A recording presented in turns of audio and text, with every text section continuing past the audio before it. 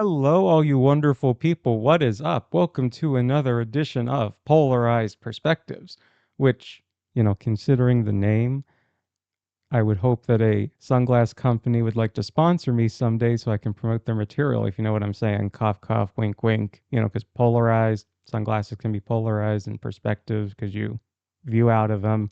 But also, those two words are political terms in a sense, how we utilize them. Anyway, hopefully, you had a great Inauguration Day, which this time around happened to fall on Martin Luther King Jr. Day.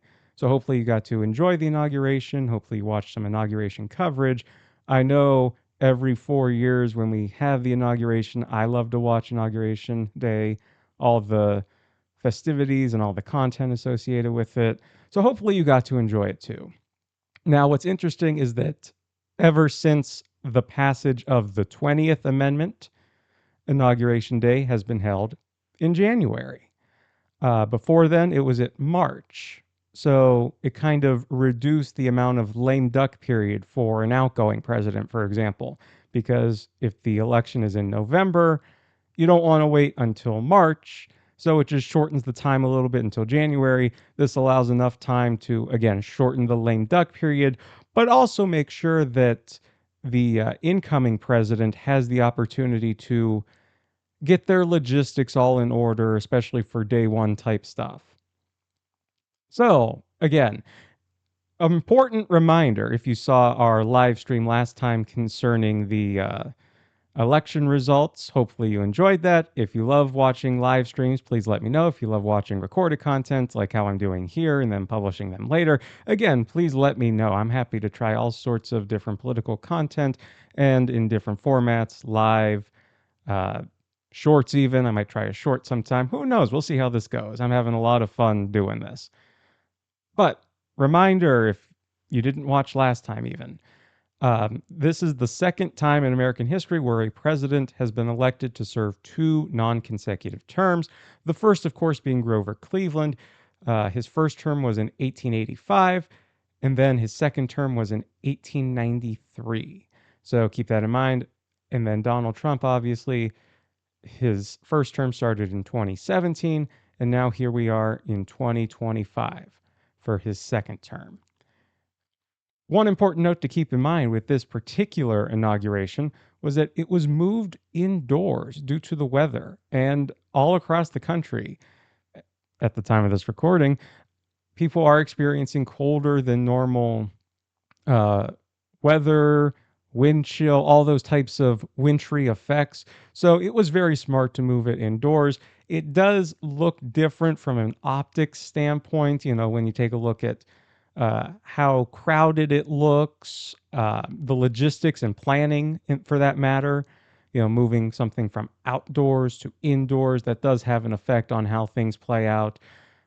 And then obviously, it'll look different. It's not going to be outside with the typical backdrop, the what I call the patriotic backdrop of Washington, D.C. It'll look different indoors. So that'll be important to keep in mind, though. But still, it is something really important to watch. So, what has happened since the election? Well, as you can see here, President Biden invited President Trump to the White House just to have a nice little discussion about important matters, probably foreign affairs, things going on around the world, other issues of national security, things that an incoming president should be made aware of. And so here you can see this was at a point where reporters were asking them questions as well, they weren't asking, they were shouting the questions as they were trying to be escorted out. And it's just funny,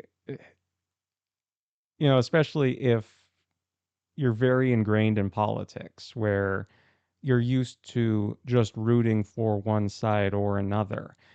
You're not used to seeing these types of things where you have two individuals who are complete opposites, Joe Biden, Democrat, Donald Trump, Republican, just having this nice little chat together. I mean, it is typical in politics to do these types of things. It's very cordial to have conversations with other people, especially on the other side of the aisle. Um, I don't think a lot of people are used to seeing this particular scene, though, where Joe Biden and Donald Trump are just smiling, laughing with one another like they're old friends or something, about to hit up the golf course. I don't know why I just said golf course, but yeah, they just look like they're old buddies, pals, friends. And then, if you remember this scene, now this was from the Jimmy Carter funeral, may he rest in peace. But here again, I don't know about you. I'm not used to seeing Donald Trump and Barack Obama, or sorry, or rather, I should say President Trump and President Obama, kind of chatting and laughing together again, like they're old buddies, pals, friends. Now, there were some lip readers because I was watching the coverage of the funeral, and I was also reading articles afterward, particularly about this incident right here. And there was something of importance that President Trump wanted to speak with President Obama about. Something about a matter of importance, wanted to talk with him. And then President Obama responding something along the lines of, well, he's laughing and then he says something along the lines of it being a chore. It's a chore. And then President Trump responds to that, saying something along the lines of, I had to do it or something.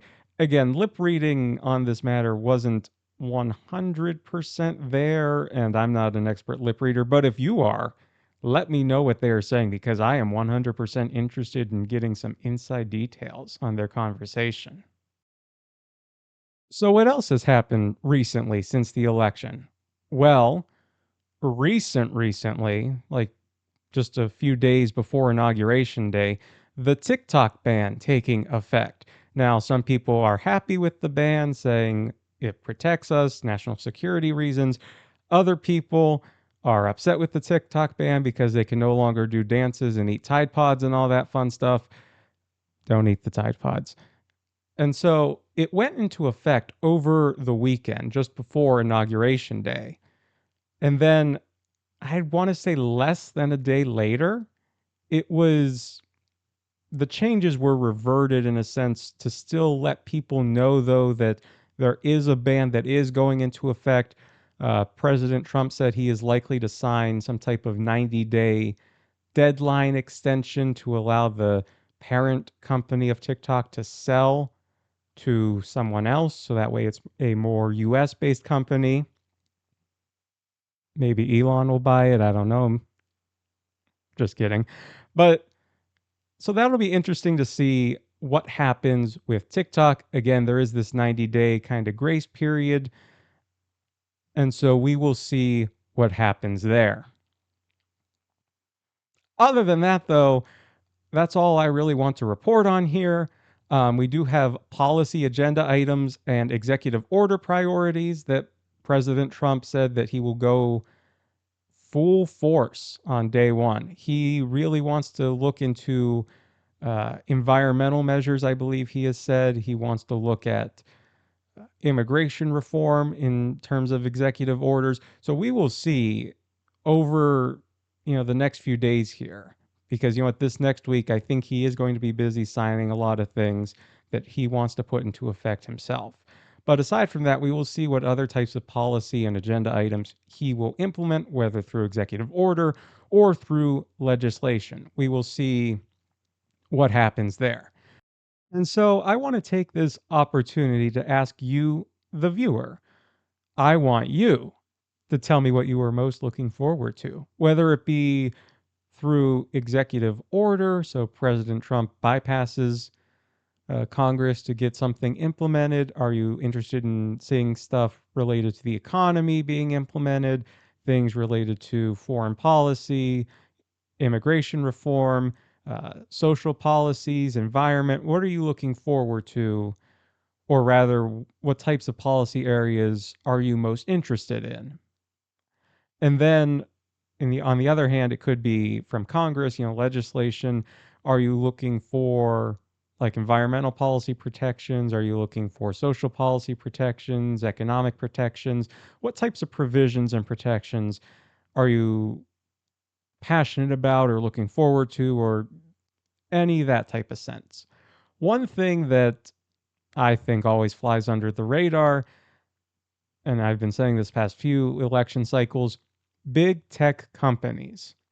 They are becoming increasingly hard to regulate because as you keep kicking the proverbial can down the road, it keeps becoming more and more difficult to regulate. And particularly with social media companies, there are things that go on with those platforms that absolutely need to be legally and constitutionally regulated. And so when they're not, you allow these things to get out of hand. So again, hopefully something with big tech companies gets done. It might not.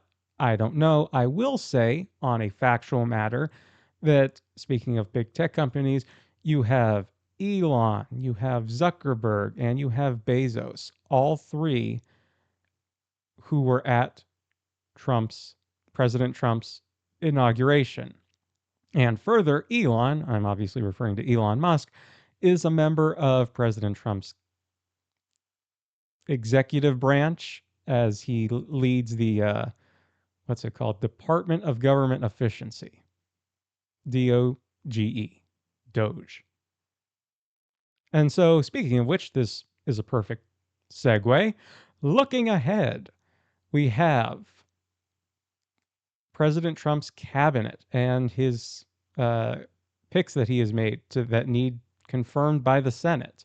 So, first, how the process works is that President Trump, in this case, but the president selects who they want to serve for various cabinet positions. So, Secretary of State, Attorney General, Secretary of Homeland Security, Secretary of Education. The list goes on and on. But the president selects who they want to serve in those capacities. And so those people must then go through an extensive background check, financial disclosure report, and then they will have a Senate hearing with the committee that has jurisdiction over that particular area, the department rather, where they are nominated. So, for example, the Senate Committee on Health oversees the Health and Human Services Secretary hearing, just as an example. And so after that hearing, the matter is taken to the Senate, where just a simple majority is required to confirm the nominee for that position. So in a Senate of 100 individuals, you only need 51 senators to approve, or rather confirm, that cabinet selection, because the Senate has the constitutional power of advise and consent. That's where that takes place. That's where that goes into effect. And so we will see what happens there. Rubio, obviously, as Secretary of State, has been a lock the entire way. I think he is probably one of the most respected people in Congress. And so that became an easy lock to allow him to be Secretary of State. We will see over the course of however long it takes. It might be weeks, it could be a month. I don't know. I wish I had a crystal ball to kind of let me see into the future, but we will see how the rest of these play out. In the meantime, what do you think? Will everyone be confirmed who President Trump nominated for all these positions? Will there be any hiccups along the road? How long will it take for that last nominee to be confirmed by the Senate? What do you, the viewer, think? And so, with that said, thank you so much for watching this edition of Polarized Perspectives. Hopefully, you enjoyed. Be sure to smash that like button, subscribe, be sure to show that love and support. It is always much appreciated.